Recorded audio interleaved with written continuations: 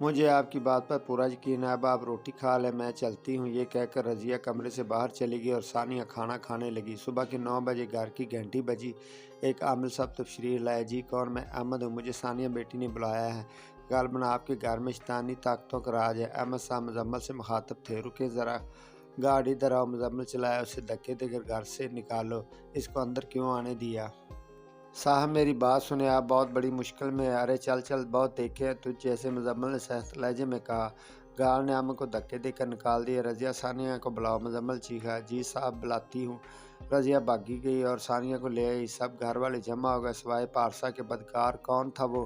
احمد، وہ بروپیہ تیرا یار ہے نا؟ مزمل چلایا۔ مزمل، میں نے بھی ثانیہ کو کسی سے بات کرتے سنا تھا، شاید کوئی احمد نامی آدمی تھا۔ یہ سنتے ہی احمد نے ثانیہ کے منہ پر تماچا رسید کیا۔ نہیں بھائی، وہ عامل صاحب ہیں، ان کو میں نے ہی بلایا تھا، کیونکہ ہمارے گھر میں جو گڑیا ہے وہ ثانیہ سے بولا نہیں جا رہا تھا۔ کیا وہ لگا رکھی؟ سیدھی بات بتا۔ اس مرتبہ ذہن چلایا۔ بھائی، ہمارے گھر میں ایک گڑیا ہے، اس پر شیطانی طاقتوں کا سایہ۔ آپ کو یقین نہیں تو رضیہ سے پوچھ لے۔ ثانیہ روتے ہوئے جواب دیا۔ صنم زین کی بیوی نے رضیہ کو بلایا، اب پوچھو اس سے جو پوچھنا ہے۔ صنم بولی، رضیہ بتاؤ، ان کو وہ گڑیا شیطانی ہے؟ ثانیہ نے کہا۔ نہیں، ایسا کچھ بھی نہیں، رضیہ نے جواب دیا۔ ثانیہ نے رضا کی طرف حیرت سے دیکھا۔ سن لیا اب؟ پاکیزہ بولی۔ یہ سن کر مزمل نے بیچاری ثانیہ خوب پیٹا، جبکہ پاکیزہ اور صنم پیچھے کھڑی مسکرا رہی تھی۔ بیچاری ثانیہ کسی لاچار جانور کی طرح مار کھاتی رہی۔ پاکیزہ آنٹی، آپ نے ماما کو کہیں دیکھا؟ زویا روتے ہوئے بولی۔ نہیں بیٹا، میں نے نہیں دیکھا، پاکیزہ نے جواب دیا۔ ماما مجھے نہیں مل رہی۔ زویا بولی۔ اچھا بیٹا، میں دیکھتی ہوں، آپ رو نہیں۔ گھنٹے تک پاکیزہ، صنم اور سب گھر کے نوکر ڈھونڈتے رہے، مگر پارسا نہیں ملی۔ بلال بھی گھر آ گیا۔ اچانک چیخ کی آواز آئی۔ یہ تو زویا کی آواز ہے، بلال بولا۔ سب نے زویا کے کمرے کی جانب دوڑ لگا دی۔ زویا اندر کھڑی تھر تھر کانپ رہی تھی۔ کیا ہوا بچے؟ بلال نے زویا سے سوال کیا۔ زویا نے بیڈ کے نیچے اشارہ کیا۔ بلال نے جب بیڈ کے نیچے دیکھا تو وہ کوئی اور نہیں، پارسا تھی۔ عامر نے اس کو باہر نکالا۔ ایسا لگ رہا تھا جیسے پارسا کو کسی جانور نے چیر پھاڑ دیا ہوا۔ پارسا کی بہت بری حالت تھی۔ بلال تو یہ دیکھ کر دنگ رہ گیا۔ ہو نہ ہو یہ کام اسی بدکار ثانیہ کا ہے۔ صنم بولی۔ یہ سنتے ہی بلال ثانیہ کے کمرے کی جانب بھاگا۔ میری بیوی کو کیوں مارا تو نے؟ بلال نے ثانیہ کے بال کھینچتے ہوئے بولا۔ نہیں بھائی، بھابھی کو میں کیوں ماروں گی؟ مجھے پتا تھا یہ نہیں مانے گی۔ بلال بھائی، آپ پولیس کو بلائیں۔ پاکیزہ بولی۔ نہیں، پولیس کو مت بلانا، میں نے نہیں مارا بھابھی کو۔ ثانیہ بلال کے پاؤں پڑ گئی۔ بلال نے فون کر کے پولیس کو بلا لیا اور کچھ ہی دیر میں پولیس آ بھی گئی۔ مجھے بچا لیں بھائی، مجھے بچا لو بھابھی۔ ثانیہ باری باری سب کے آگے ہاتھ جوڑ کر التجا کر رہی تھی۔ میں آپ لوگوں کی باندھی بند کر رہوں گی، مجھے بچا لے۔ ثانیہ روتے ہوئے بول رہی تھی۔ مزمل پولیس کو اندر لے آیا، یہ ہے قاتل۔ مزمل نے ثانیہ کی طرف اشارہ کیا۔ چلو لگائے اس کو ہتھ کڑیاں۔ انسپکٹر شاہد نے کہا۔ شاہد نے ثانیہ کو ہتھ کڑیاں لگائی۔ میں نہیں جاؤں گی، میں قاتل نہیں، مجھے بچا لے۔ ثانیہ روتے ہوئے بول رہی تھی، مگر کسی نے بیچاری کی ایک نہ سنی۔ پولیس ثانیہ کو گھسیٹتے ہوئے لے گئی۔ زویا کی گڑیا کو ایک خوفناک عورت نے، جس کے منہ سے خون ٹپک رہا تھا، اپنی گود میں رکھا تھا۔ گڑیا کی آنکھوں سے خون نکل رہا تھا۔ جس کرسی پر وہ گڑیا بیٹھی تھی وہ تیز تیز ہلنے لگی۔ ٹی وی لاؤنج میں لگا فانوس نیچے گر گیا۔ فہد جو کمرے میں لیٹا تھا، اس کے منہ سے خون جاری ہو گیا۔ ابھی سب کھڑے ثانیہ کا تماشا دیکھ رہے تھے کہ ٹی وی لاؤنج میں لگا فانوس اپنے آپ ہلنے لگا اور دھڑام سے فرش پر گر گیا۔ سب اچانک پیچھے ہو گئے۔ فانوس کے نیچے سے خون خود بخود نکلنے لگا۔ یہ دیکھ کر سب حیران و پریشان ہو گئے۔ کہیں ثانیہ سچ تو نہیں کہہ رہی تھی گھر میں شیطانی قوتوں کا ڈیرا ہے؟ پاکیزہ نے سوچا۔ نہیں، وہ تو تھی ہی جھوٹی۔ یہ سوچ کر پاکیزہ نے اپنے خیال کو جھٹلا دی۔ مزمل کے فون پر گھنٹی بجی۔ جی السلام علیکم۔ فون پر کسی اجنبی کی آواز تھی۔ آپ مسٹر زید کے بیٹے بول رہے ہیں؟ جی بول رہا ہوں، مزمل نے جواب دیا۔ کار ایکسیڈنٹ کے باعث مسٹر زید انتقال کر گئے ہیں۔ کیا؟ مزمل کے منہ سے یکدم نکلا۔ کیا ہوا مزمل کو؟ پاکیزہ نے پوچھا۔ ابو نہیں رہے، مزمل نے روتے ہوئے جواب دیا۔ صنم کو فہد کے رونے کی آواز آنے لگی۔ صنم کمرے کی جانب بھاگی۔ جب صنم نے دروازہ کھولا تو دل دہلا دینے والا منظر اس کا منتظر تھا۔ فہد کے منہ سے خون نکل رہا تھا، جس سے پورا بستر تر تھا۔ فہد میرے بچے، کیا ہوا؟ صنم چیخی۔ صنم نے فہد کے قریب آ کر دیکھا تو ان کی آنکھیں بند تھیں۔ صنم نے فہد کے ناک کے قریب اپنا ہاتھ کر کے اس کی سانس کو دیکھا تو فہد کو سانس بھی نہیں آ رہی تھی۔ ذہن زین صنم چلائی، سب صنم کے کمرے کی جانب بھاگے۔ کیا ہوا؟ زین نے پوچھا۔ صنم نے فہد کی طرف اشارہ کیا۔ زین فہد کے قریب گیا اور اس کا معائنہ کیا۔ زین فرش پر بیٹھ گیا اور رونے لگا۔ گڑیا کی کرسی تیز تیز ہل رہی تھی، اس کی آنکھوں سے خون کے دھارے رواں تھے، اس کے چہرے پر غصہ واضح طور پر دکھائی دے رہا تھا۔ مسٹر زید کے گھر میں کراہم مچا ہوا تھا۔ ایک ساتھ تین جنازے اس گھر سے نکلے۔ بلال، مزمل، صنم اور زین کی حالت بہت بری تھی۔ پاکیزہ مسلسل سوچ رہی تھی کہ کہیں ثانیہ سچ تو نہیں بول رہی تھی، کہیں اس کی بدعا تو نہیں لگ گئی، لیکن ہر بار وہ یہ سوچ کر اپنے خیالات کو جھٹلا دیتی کہ ثانیہ تو تھی بدکار، جھوٹی اور مکار۔ ادھر ثانیہ بیچاری رو کر دعائیاں دیتی رہی کہ اس نے بھابھی کا قتل نہیں کیا۔ انسپکٹر سمینا بولی، دیکھ لڑکی، ہم تو اسے سیدھی طرح بات پوچھ رہے ہیں، سچ بتا دے ورنہ ہمارے پاس سچ اگلوانے کے اور بھی طریقے ہیں۔ مگر ثانیہ ٹس سے مس نہ ہوئی۔ چلو یہ ایسے نہیں مانے گی، اس کو ذرا خاطر تواضع کرو۔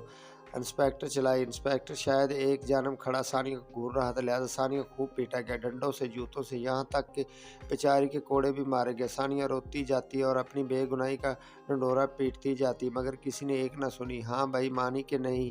یہ انسپکٹر سمینا نے سوال کیا، مگر جواب نفی میں آیا۔ اس کو زندان میں ڈال دو، 2-3 دن وہاں رہے گی، خود ہی عقل ٹھکانے آ جائے گی۔ انسپکٹر سمینا نے حکم دیا اور ثانیہ کو زندان میں ڈال دیا گیا۔ شام ہو چکی تھی، گھر میں سناٹے کا راج تھا، ہر کوئی اپنے کمرے میں بند تھا۔ پاکیزہ سعد اور سارا کو کھانا دینے گئی تو کمرے میں صرف سعد تھا، سارا نہیں۔ بیٹا سعد، سارا کہاں ہے؟ پاکیزہ نے پوچھا۔ سعد نے کوئی جواب نہ دیا اور وہیں بے ہوش ہو گیا۔ مزمل، پاکیزہ چیخی۔ کیا ہوا؟ مزمل نے جھنجھلا کر پوچھا۔ دیکھیے سعد کو کیا ہو گیا، پاکیزہ نے روتے ہوئے جواب دیا۔ اچانک پاکیزہ کے ذہن میں ثانیہ کی باتیں آ گئی۔ وہ زویا کے کمرے کی جانب بھاگی۔ جیسے ہی پاکیزہ نے زویا کے کمرے کا دروازہ کھولا تو دیکھا کہ زویا اپنے کمرے کی کھڑکی میں کھڑی تھی اور پیچھے کرسی پر بیٹھی گڑیا کھڑی کہکے لگا رہی تھی۔ پورا کمرہ خون سے بھرا تھا اور جگہ جگہ گوشت کے ٹکڑے پڑے ہوئے تھے۔ رات کے تقریباً 1 بجے زندان کا دروازہ کھلا اور ایک سپاہی اندر آیا۔ چلو ثانیہ بی بی، تمہیں انسپکٹر شاہد بلا رہے ہیں، سپاہی بولا۔ ثانیہ نے اپنے زخمی ہاتھوں سے سر پر دوپٹہ اوڑھا اور سپاہی کے پیچھے چل دی۔ ایک کمرے میں ثانیہ کو لے جایا گیا جہاں انسپکٹر شاہد کھڑا تھا۔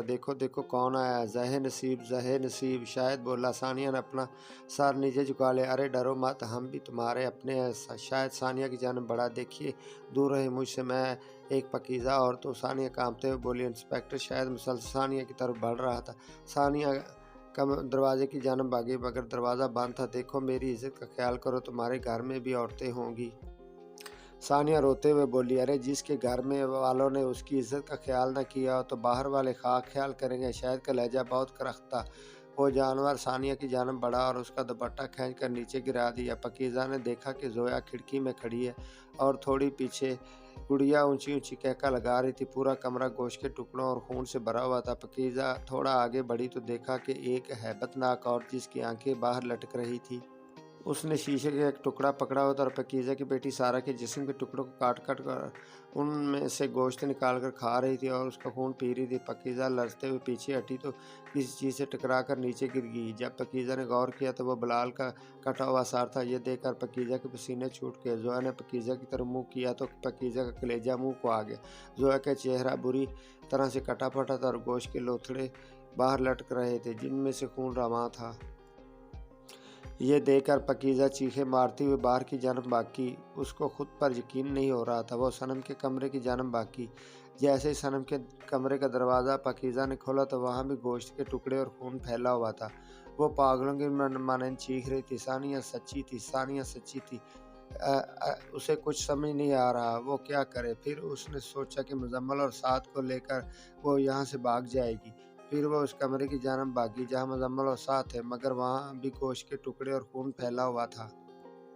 اسے یقین ہو گیا تھا کہ کوئی نہیں بچا۔ پھر وہ اکیلی گھر سے باہر کی جانب بھاگی، لیکن مین دروازہ تو جام ہو چکا تھا۔ اس نے بہت زور لگایا لیکن وہ نہ کھلا۔ اتفاق سے آج تمام ملازمین کو بھی چھٹی دے دی گئی تھی۔ پاکیزہ کو کسی کے چیخنے کی آواز آئی۔ جیسے ہی اس نے پیچھے مڑ کر دیکھا تو ایک خوفناک عورت جس کے منہ سے خون رس رہا تھا اور اس کے بڑے اور لمبے نوکیلے دانت تھے، وہ پاکیزہ کے پیچھے کھڑی تھی۔ اس نے اپنے دانت پاکیزہ کی گردن میں گاڑ دی اور اس کا خون پینے لگی۔ آخرکار پاکیزہ بھی دم توڑ گئی۔ پورے زید ہاؤس میں خون کی ہولی کھیلی جا رہی تھی۔ وہ وحشی درندہ ثانیہ کی جانب بڑھا۔ ثانیہ اونچی اونچی چلانے لگی، بچاؤ مجھے بچاؤ، یہاں کیا ہو رہا ہے؟ اندر انسپیکٹر سمینا چلا۔ انسپیکٹر سمینا نے دروازہ کھولا تو دیکھا کہ ثانیہ کا دوپٹہ ایک جانب پڑا تھا اور شاہد کھڑا اپنے ہاتھوں کو مال رہا تھا۔ سمینا آگے بڑھی اور ایک زوردار تماچا شاہد کے منہ پر مارا۔ سمینا نے ثانیہ کو اس کا دوپٹہ اڑایا اور اس کو باہر لے گئی۔ شکر ہے انسپیکٹر آپ وقت پر پہنچ گئی، ورنہ میرا پتہ نہیں کیا ہوتا، ثانیہ روتے ہوئے بولی۔ جس کی حفاظت کا ذمہ اللہ نے لے لیا تو اس کو کوئی کچھ نہیں کہہ سکتا۔ سمینا نے ثانیہ کو تسلی دی اور اس کو زندان میں بھیج دیا۔ انسپیکٹر میں نے کچھ نہیں کیا، یہ لڑکی خود آئی تھی تو بس۔ شاہد اپنی صفائی دینے لگا۔ ایک اور لفظ بھی نہیں مجھے سننا۔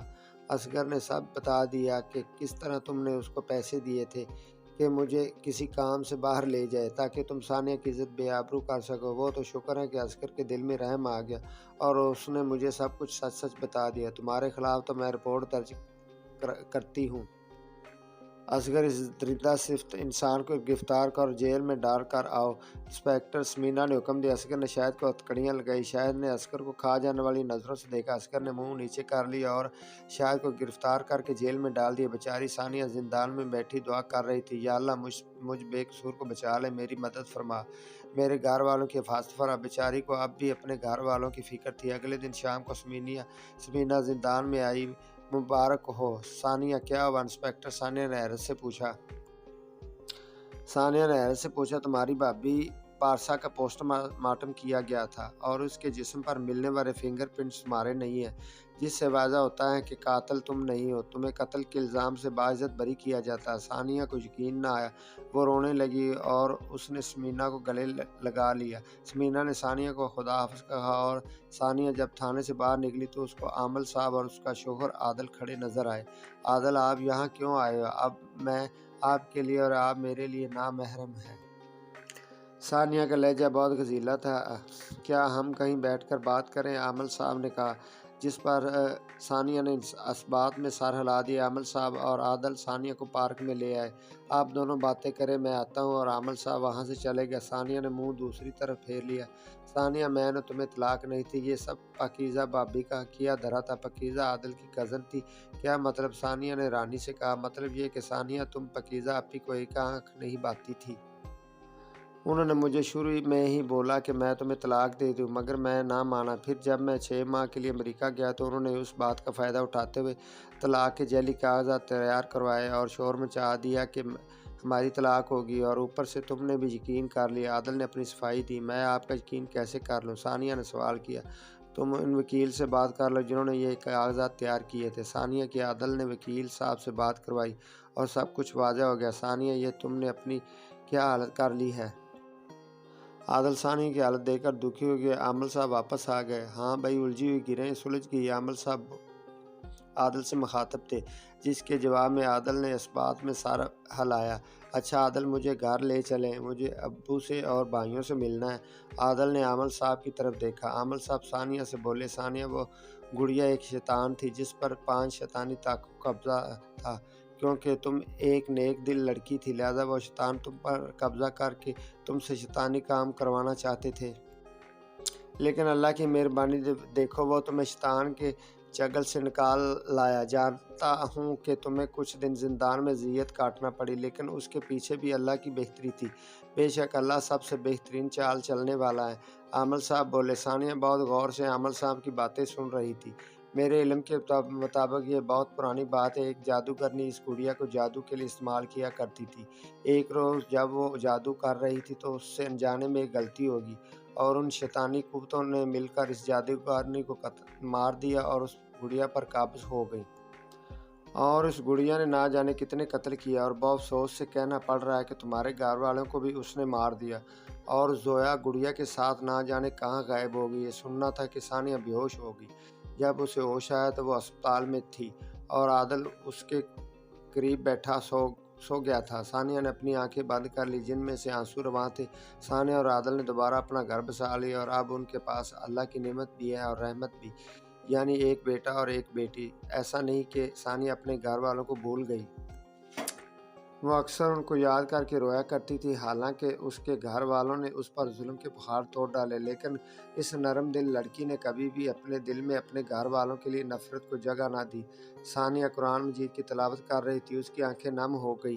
جب اس نے یہ آیت پڑھی، ان اللہ مع الصابرین، بے شک اللہ صبر کرنے والوں کے ساتھ ہے، ثانیہ نے قرآن مجید کو چوم لیا اور زور کو تار رونے لگی۔ عادل پیچھے کھڑا ثانیہ کو دیکھ کر مسکرا رہا تھا۔ زید ہاؤس کو ثانیہ نے بھیج دی۔ ایک نیا خاندان اس گھر میں آ گیا۔ گڑیا درخت کے نیچے بیٹھی مسکرا رہی تھی۔ اسی خاندان کی سب سے چھوٹی اور لاڈلی بچی آمنہ نے آ کر اس شیطانی گڑیا کو اٹھا لیا۔ امی دیکھیں مجھے کیا ملا ہے۔ آمنہ چلائی۔ آمنہ گڑیا کو اندر لے گئی، گڑیا کو نہیں شیطان کو۔